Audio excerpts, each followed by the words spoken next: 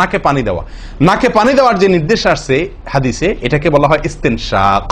ইস্তেনশাক, ইস্তেনশাক আরবি ব্যাকরণ অনুযায়ী এটা বাবে ইস্তিফআলের মাসদার বা ক্রিয়ামূল, যেটার মধ্যে এক্সট্রা ভাবে টানা আকর্ষণ করার অর্থ যার মর্মের ভিতরে আছে।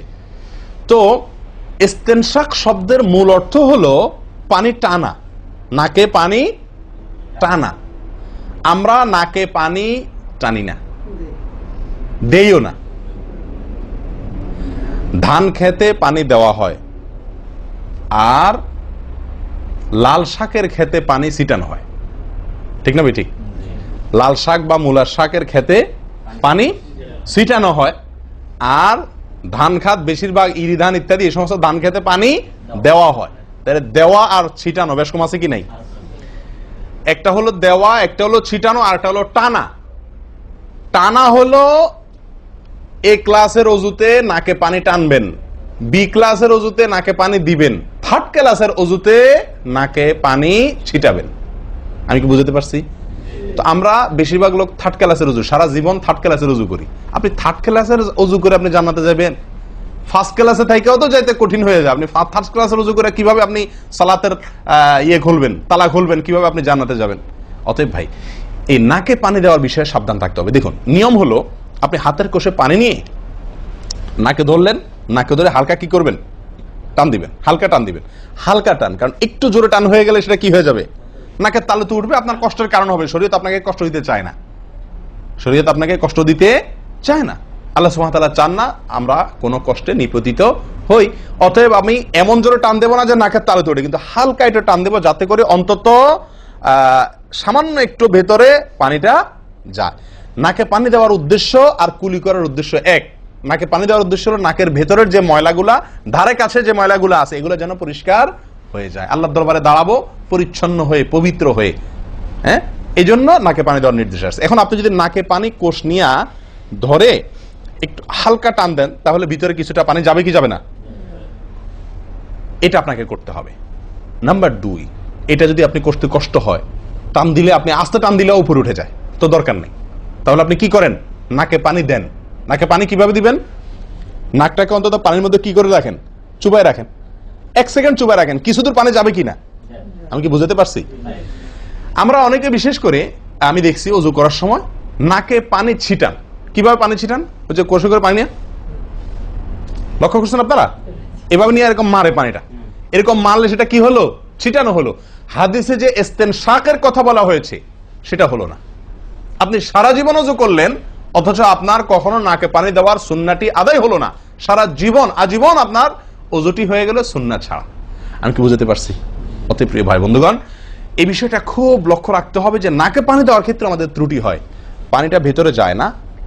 অনেক সময় আমরা ছিটা দেই, বা অনেক সময় দিলেও কোন রকম দিয়েই ছেড়ে দিই। দিয়ে ছেড়ে দিলে তো হবে না, আপনার ভেতরে অন্তত যতদূর সম্ভব ততদূর পানিটা, এই নরম অংশটা তত নিতে হবে, আপনি উপরে উঠানোর দরকার নেই। আমি কি বুঝতে পারছি? এটা একটা ত্রুটি হয় ওযুর ক্ষেত্রে। দেখুন ওযুটা পূর্ণাঙ্গভাবে কি হচ্ছে না, কত ভাবে দেখেন। প্রিয় ভাইরা, এটা গেল একটা ভুল ইস্তেনশাকের বিষয়। এই বিষয়ে নবী সাল্লাল্লাহু আলাইহি ওয়াসাল্লাম একটা আলাদা নির্দেশ আছে দেখেন, যাতে আমরা নাকে পানি দেওয়াটা ভালোভাবে করি। উনি হয়তো জানতেন বা দেখছেন যে মানুষ নাকে পানি দেওয়াতে গাফলতি করে, ত্রুটি করে, ওই যে ছিটাছিটির কাজ করে। তিনি বলেছেন সহিহ বুখারীর হাদিস, না আফওয়ান আবু দাউদের হাদিস, নবী সাল্লাল্লাহু আলাইহি ওয়াসাল্লাম বলেছেন আসবিগিল ওযুআ, ওই একই কথা, তোমরা ওযুকে পরিপূর্ণভাবে করো। ওয়াখাল্লিল আসাবি' ওয়া বালিগ ফিল ইস্তিনশাক ইল্লা আন তাকুনা সাইমান। নাকে পানি দেওয়ার সময় খুব ভালোভাবে নাকে পানি দিবা তোমরা। যদি তুমি রোজাদার হও তাহলে ভিন্ন কথা, তাহলে খুব বেশি ভালো করে নাকে পানি দিতে যেও না, কারণ তখন পানি উপরের দিকে উঠে গলা হয়ে তোমার পেটে যেতে পারে, রোজা ভঙ্গ হতে পারে। আমি কি বুঝতে পারছি? তাহলে আপনি নাকে পানি দিবেন, কিন্তু আপনি কি করবেন না, রোজাদার হলে তখন শুধুমাত্র ভালোভাবে নাকে পানি দিতে পারবেন না। আর এছাড়া অন্য সময় কি করবেন? নাকে পানি দেওয়ার ক্ষেত্রে ভালোভাবে দিতে বলা হয়েছে। ভালোভাবে দেওয়ার মানে কি? ছিটাইলে হবে? কোন রকম দিলে হবে? টান দিবেন, না পারলে অন্তত যতটুকু সম্ভব নাক চুবায়া আপনি ভেতরে পানিটা কিছু দূর হলেও নেওয়ার চেষ্টা করবেন। লক্ষ্য রাখবেন তো ইনশাআল্লাহ। আল্লাহ আমাদেরকে সকলকে আমলের তৌফিক দান করেন। প্রিয় ভাইয়েরা, তাহলে নবী সাল্লাল্লাহু আলাইহি ওয়াসাল্লামের নির্দেশ আছে আলাদা, যে তোমরা নাকে পানি দেওয়ার ব্যাপারে কি করবে? ভালোভাবে নাকে পানি দিবে। আল্লাহ আমাদেরকে আমলের তৌফিক দান করেন। আরেকটি ভুল ভাই, নাকে পানি দেওয়া একটা আমল, নাক ঝাড়া আরেকটা আমল। নাকে পানি দেওয়া এটা একটা নির্দেশ, আর নাক ঝাড়া আরেকটা নির্দেশ। আমি কি বুঝাতে পারছি? কুলি করা একটা আমল, হাত ধোয়া একটা আমল, হাতের কবজি পর্যন্ত 2 হাতের বিসমিল্লাহ বলা, তারপর তো এটা আছেই। এরপরে মেসওয়াক করা একটা আমল, কুলি করা আরেকটা সুন্নাহ, কুলির পরে নাকে পানি দেওয়া বা নাক দিয়া পানি টানা আরেকটা আমল, এরপরে নাক ঝাড়া আরেকটা আমল। আমি কি বুঝাতে পারছি? নাক ঝাড়া এটাকে বলা হয় হাদিসের ভাষা ইস্তিনসার, ইস্তিনসার, ঝাড়া। এই নাক ঝাড়ার ক্ষেত্রে বিরাট ভুল হয় ভাই। ভুল, সবচেয়ে বড় ভুল তো এটা যে নাক ঝাড়াটা অনেকে ঝাড়েই না, ওই যে ছিটায় দেয় বশেষ। নাক ঝাড়াটা ঝাড়তে হয় এটা অনেকে জানেনই না, করেনই না এটা। আবার অনেকে করেন তো মাঝে মধ্যে করেন, কিন্তু নাক ঝাড়াটা করা উচিত। যতবার নাক দিয়ে টান দিলেন না, এরপরে হালকা আঙ্গুল দিয়ে চাপ দিয়ে আপনি ওইটাকে প্রেসার দিয়ে নাকটা পরিষ্কার করবেন। কথা কি বুঝাতে পারছি? আবার নাকে পানি দিলেন, আবার পরিষ্কার করলেন, আবার নাকে পানি দিলেন, আবার পরিষ্কার করবেন। ভাই এটা হলো নাক ঝাড়া। এই বিষয়ে নবী সাল্লাল্লাহু আলাইহি ওয়াসাল্লামের নির্দেশ আছে। দেখুন সহিহ বুখারীতে আসছে, তিনি বলেন ইযাস্তাইকাযা আহাদুকুম মিন মানামিহি, যদি কেউ ঘুম থেকে উঠে, যদি কেউ ঘুম থেকে উঠে ফাতাওয়াদ্দা, এরপরে সে ওযু করতে যায়, ফালিয়াস্তানসির সালাসান, তাহলে সেই জন্য 3 বার নাক ঝাড়ে, নাক পরিষ্কার করে। কেন? ফাইন্নাশ শাইতানা ইয়াবিতু আলা খাইশুমিহি, কারণ নাকের যে বাঁশি উপরের ছিদ্র, এই জায়গাটায় শয়তান রাত্রি যাপন করে। শয়তানের বেডরুম আপনার নাকের বাঁশি। বুঝতে পারছেন? শয়তানের বেডরুম হলো আমাদের নাকের বাঁশি। নবী সাল্লাল্লাহু আলাইহি ওয়াসাল্লাম বলছেন এই জায়গাটা সে অবস্থান নেয় এবং এই জায়গায় গিয়া মোটামুটি আমাদেরকে ব্রেন ওয়াশ করে যে শুয়ে থাক, আরাম কর, যত ওয়াসওয়াসা দেওয়া দরকার, তার যে ডিউটি সেটা সে পালন করে, কুকামের যত বুদ্ধি দেওয়া দরকার, কিন্তু তার এই ঘাঁটি হলো আমাদের নাকের বাঁশি। ওযুর সময় যদি আমরা এটাকে সুন্নাহ পালন করতে গিয়ে এটাকে ঝাড়ি, তাহলে শয়তান দূর হয়ে যায়। কথা বুঝতে পারছি ভাই? এই বিষয়ে আরো কয়েকটি হাদিস আছে যে হাদিসগুলো দ্বারা বোঝা যায় যে শয়তানের অবস্থান এই জায়গাটাতে থাকে মানুষের দেহে। তো আপনি যদি শরীরটাকে ফুরফুরে করতে চান, শয়তান ওয়াসওয়াসা থেকে ফ্রেশ হয়ে যেতে চান, তাহলে আপনার নাক ঝাড়ার আমলটার ব্যাপারে গুরুত্ব দিতে হবে। কথা বুঝতে পারছি ভাই? তাহলে ওলামায়ে কেরাম বলেন এই হাদিসে তো ঘুম থেকে উঠে ওযু করার ক্ষেত্রে বলা হয়েছে, তো এর মানে শুধু ঘুমের জন্যই এটা খাস নয়। ঘুম থেকে উঠে আপনি ওযু করলে সে ওযুতে এটা বেশি গুরুত্বপূর্ণ, কিন্তু অন্য সকল ওযুতেই বিষয়টি আমলযোগ্য বা সুন্নাহ। অতএব আমরা নাকে পানি দেব একটা আমল, আবার না কি করব, ঝাড়বো আরেকটা আমল।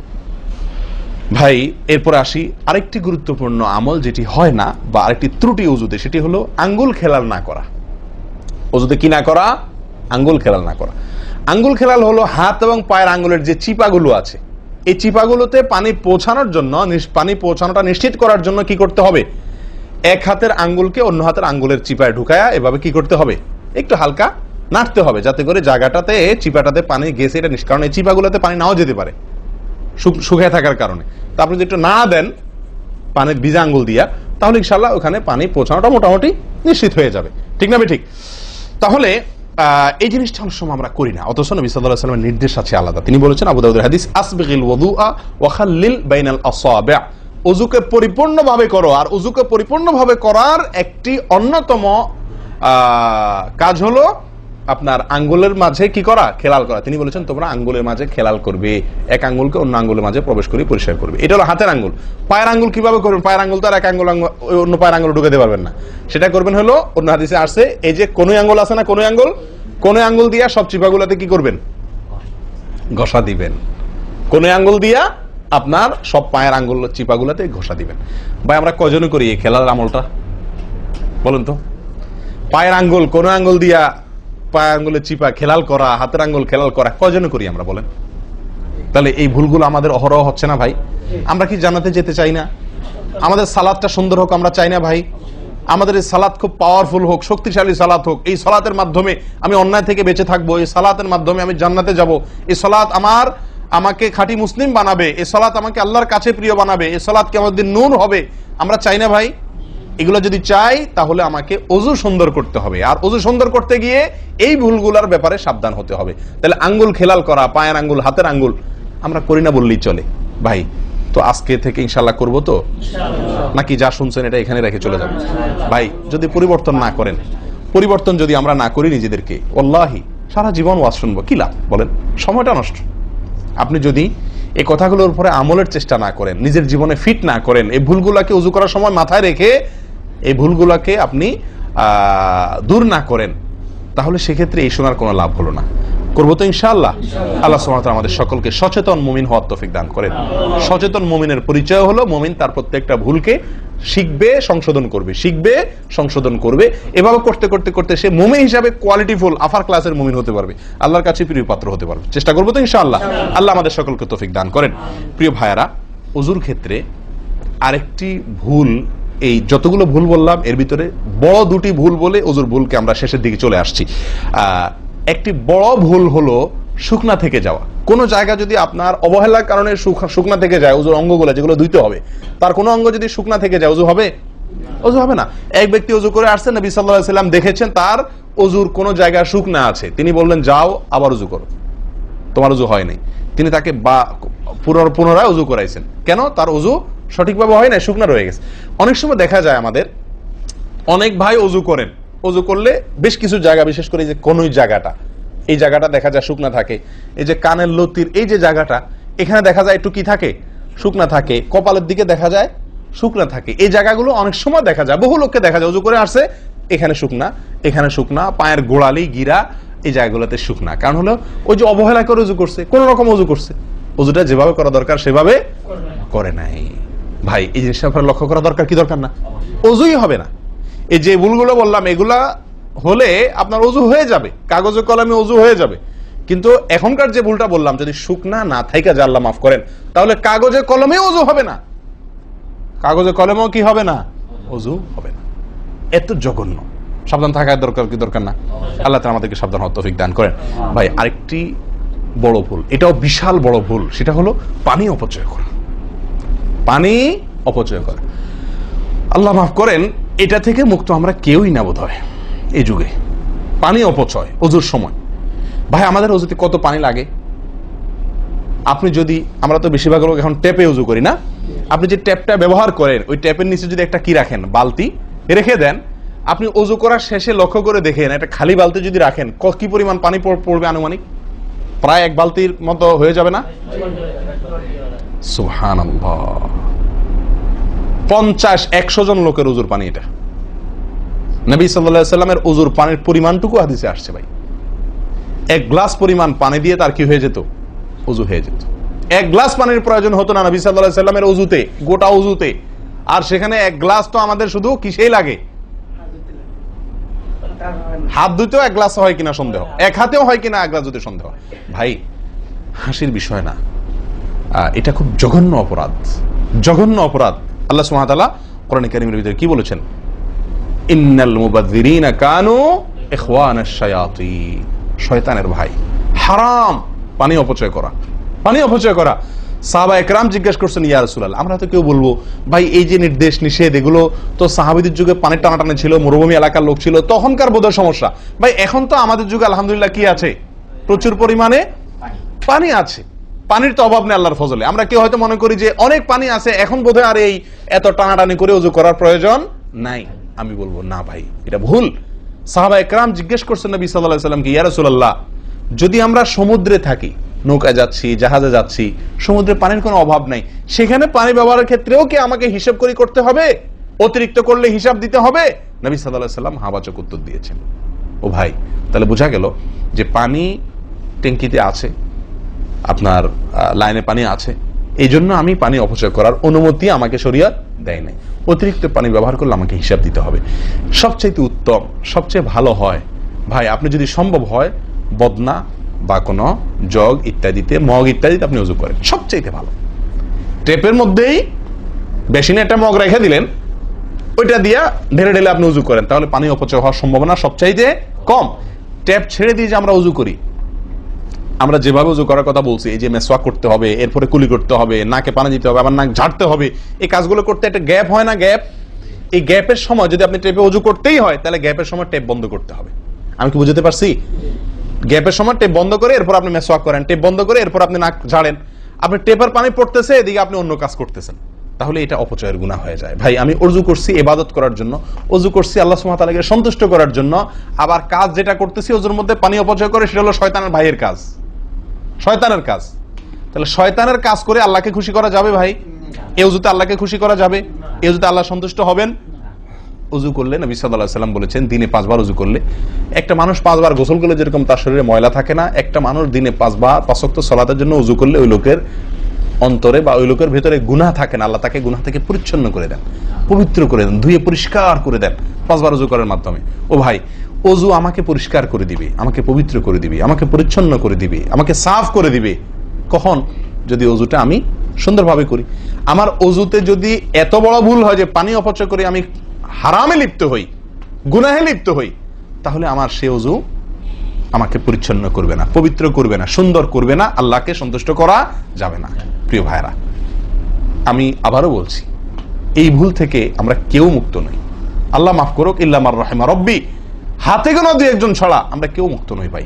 ওযু করার সময় পানি অপচয়, আজকে টেপের যে কালচার, এই টেপ ছেড়ে আমাদের ওযু করা, এটা জঘন্য একটি ভুল। যদি টেপটা আমি ছেড়ে রাখি, হ্যাঁ আপনি ওযু করছেন, বন্ধ করে নিচ্ছেন, আবার দরকার হচ্ছে চালাচ্ছেন, এটা হলে ঠিক আছে। আপনি যদি এটা করতে যান পাবলিক ওযুখানাতে, হয়তো পিছন থেকে কেউ আপনাকে তাড়া মারবে, আরে ভাই তাড়াতাড়ি করেন, দেরি করতেছেন, মারুক ভাই তাড়া, সে তাড়া মারুক, কিন্তু আপনার ওযুটা কি করতে হবে? আপনাকে কোয়ালিটিফুল ওযু করতে হবে। আল্লাহ তাআলা আমাদেরকে সেই ওযু করার তৌফিক দান করেন। ওযুর ক্ষেত্রে আরেকটা ভুল হলো ভাই, চাপাচাপি করে ওযু করা, ওযু ধরে রাখা, চাপাচাপি করে ওযু ধরে রাখা, এই ভুলটা প্রচুর পরিমাণ হয়, বিশেষ করে শীতের দিনে। গরমের দিনে আলহামদুলিল্লাহ ওয়াজ করার দরকার হয় না, মনে না মানে ওযু দরকার না হলে ওযু করি আমরা, ঠিক আছে না, বিশেষ করে এই মরুভূমি এলাকাতে, গরমের জায়গাতে। কিন্তু শীতের দিন আসলে সুবহানাল্লাহ, আসরের ওযুতে চেষ্টা করি টেনে টুনে আসা পর্যন্ত নিয়ে যাওয়ার জন্য, ঠিক না ঠিক? একটা চেষ্টা থাকে যে আসরের ওযুতে মাগরিব গেছে, যেহেতু পেশাবের বেগ আছে, বায়ুর বেগ আছে, বাথরুমের বেগ আছে, তো একটু চাইপা চুপা যদি ধরে রাখতে পারে, এসাটা হয়ে গেলে এসা বলো তার ওযু করা লাগলো না, খালাস, ওযু করাতে বাঁচে গেলাম ঠান্ডার দিনে, ঠিক না ঠিক? এই অলসতাটা আমরা অনেকে করি কি করি না? এটা উচিত না। ওযুর ক্ষেত্রে এটা একটা বড় ভুল। প্রথম কথা হলো, আপনি যদি পেশাবের বেগ থাকে, বায়ুর বেগ থাকে, আপনি সালাতে দাঁড়ালে সালাতে মনোযোগ সেভাবে হবে না। সালাতে যেরকম মনোযোগ দরকার, আল্লাহর সঙ্গে আপনার যেটা মানে বান্দার সঙ্গে গোলামের যে একটা বিনয় প্রকাশের ব্যাপার আছে, সেটা হবে না যদি আপনার কি থাকে, ওযুর মধ্যে ওই প্রেসার থাকে, পেশাব বা পায়খানার বেগ থাকে। ভাই মানুষ যে কোনো কাজেই, ভালো কাজ মনোযোগ দিয়ে করতে হলে পেশাব পায়খানার বেগ থাকলে করা যায়? তাহলে আপনার সালাতের ভিতরে খুশু কিভাবে আসবে? আপনার সালাত, যে সালাত আপনাকে সফলতা এনে দিবে, যে সালাত আপনাকে জান্নাত পর্যন্ত নিয়ে যাবে, সেই সালাতের জন্য তো খুশু দরকার, আপনার মনোযোগ দরকার, আপনার স্থিরতা দরকার। স্থিরতা তো আসবে না যদি আপনার মন থাকে টয়লেটে। আপনি আছেন মসজিদে, দেহ আছে মসজিদে, মনটা আছে টয়লেটে, তাহলে তো এই সালাত পূর্ণাঙ্গ হবে না। এই জন্য ভাই চাপা চাপি করে ওযু ধরে রাখা, এটা ওযুর ক্ষেত্রে আরেকটা বড় ভুল, এটা করা যাবে না। যারা চাপাচাপি করে ওযু ধরে না রেখে ওযু ছুটতেছে, ছেড়ে দেয়, এরপরে যা ওযু করে আসে, এদের জন্য বিশাল বড় পুরস্কার আছে, বিশাল বড় পুরস্কার, একটি নয়, 3টি পুরস্কার। নবী সাল্লাল্লাহু আলাইহি ওয়াসাল্লাম বলছেন, মুসলিমের হাদিস, আলা আদুল্লুকুম মা ইয়ামহুল্লাহু বিহিল খাতায়া ওয়া ইয়ারফাউ বিহিদ দারাজাত। নবী সাল্লাল্লাহু আলাইহি ওয়াসাল্লাম বলেন যে, আমি কি তোমাদেরকে বলে দিব না যে কোন আমলটি মানুষকে তার ভুল ত্রুটিগুলো আল্লাহ তাআলা মাফ করে দেন এবং আল্লাহর কাছে তার মর্যাদা, গ্রেড বাড়তে থাকে, ইমানদার হিসাবে তার গ্রেড বাড়ে এবং আল্লাহ ভুল ত্রুটি মাফ করেন। কোন আমলের মাধ্যমে? তোমাদের কি বলে দিব না? সাহাবা ইকরাম বললেন, বালা ইয়া রাসূলুল্লাহ, হ্যাঁ ইয়া রাসূলুল্লাহ, আপনি বলে দিন। তখন নবী সাল্লাল্লাহু আলাইহি ওয়াসাল্লাম বললেন, ইসবাগুল wudu'i আলাল মাকারিহ, ইসবাগুল wudu'i আলাল মাকারিহ। প্রথম আমল, অপছন্দ, কষ্ট, ঠান্ডা, শীত, অথবা পানির অভাব, কি না বুঝু করতে হইতেছে, যে কোনো কষ্টকে উপেক্ষা করে, কষ্টকে সহ্য করে যে ব্যক্তি ওযু করে, ওযু আটকে রাখে না, এই ব্যক্তি, তাকে আল্লাহ সুবহানাহু ওয়া তাআলা তার গুনাহ যেমন মাফ করবেন, তার মর্যাদাও আল্লাহ তাআলা বৃদ্ধি করে দিবেন। তাহলে বোঝা গেল, সাধারণ ওযু এটার চাইতে আপনি যদি ওযুকে কি করেন, আপনি যদি ওযুকে, কষ্টকে উপেক্ষা করে ওযু করেন, চাপাচাপি করে ওযু ধরে না রাখেন, ছেড়ে দেন, আবার ওযু করে আসেন, ফ্রেশ হয়ে আসেন, নামাজটা পড়েন, তাহলে ইনশাআল্লাহ আপনি 2টি পুরস্কার আল্লাহ তাআলার কাছ থেকে পাচ্ছেন। এক হলো গুনাহ মাফ, আর একটা হলো মর্যাদা বৃদ্ধি। আল্লাহ তাআলা আমাদের সকলকে ওযুর ভুল ত্রুটিগুলোকে কভার করে এগুলো থেকে পরিচ্ছন্ন থেকে, এই ভুলগুলো থেকে মুক্ত থেকে আল্লাহ তাআলা আমাদের সকলকে ওযু করার তৌফিক দান করেন। ওযু ভঙ্গের কারণের ব্যাপারে কয়েকটা আমাদের ভুল ধারণা আছে। যেমন অনেকে মনে করেন যে সিগারেট খাইলে, বিড়ি খাইলে ওযু যায়। অনেকে প্রশ্ন করেন বিড়ি খাইলে, সিগারেট খাইলে ওযু যায় কিনা। কি বলেন আপনারা, কি বলেন, ওযু যায়? বিড়ি সিগারেট খাইলে আপনাদের এখানে যায় ওযু? না, আমাদের এখানে যায় না, আমাদের এখানে ওযু যায় না ভাই। বিড়ি বা সিগারেট খাইলে ওযু যাবে না। ওযু যাওয়ার সাথে বিড়ি বা সিগারেটের সম্পর্ক না, ধূমপানের সাথে ওযু যাওয়ার সম্পর্ক না। তাহলে আপনারা কেউ বলবেন তাহলে হুজুর, তাহলে তো বিষয়টা তাহলে বুঝা গেল ধূমপানটা তাহলে এত বড় কিছু না।